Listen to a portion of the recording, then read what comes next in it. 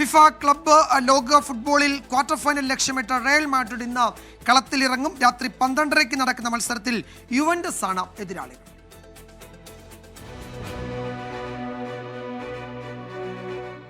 FIFA club ലോകകപ്പിൽ അൽ ഹിലാലിനെതിരായ സമനിലക്കുരുക്കോടെ തുടങ്ങിയ Real Madrid പതിയെ താളം വീണ്ടെടുക്കുകയാണ്. മെക്സിക്കൻ ക്ലബ്ബ് പച്ചൂക്കയെയും ഓസ്ട്രിയൻ ക്ലബ്ബ് RB സാൽസ്ബർഗിനെയും വീഴ്ത്തി ഗ്രൂപ്പ് ചാമ്പ്യന്മാരായി തന്നെ പ്രീ ക്വാർട്ടറിലെത്തിയ ലോസ് ബ്ലാങ്കോസിന് ഇനി നേരിടാനുള്ളത് ഇറ്റാലിയൻ വമ്പന്മാരായ യുവന്റസിനെ.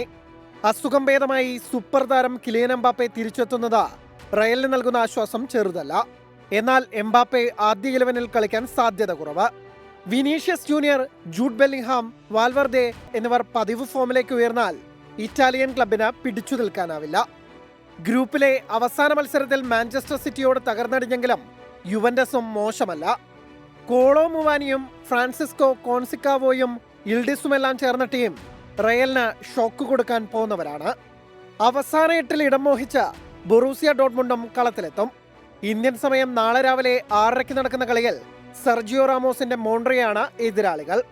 Sports desk 24.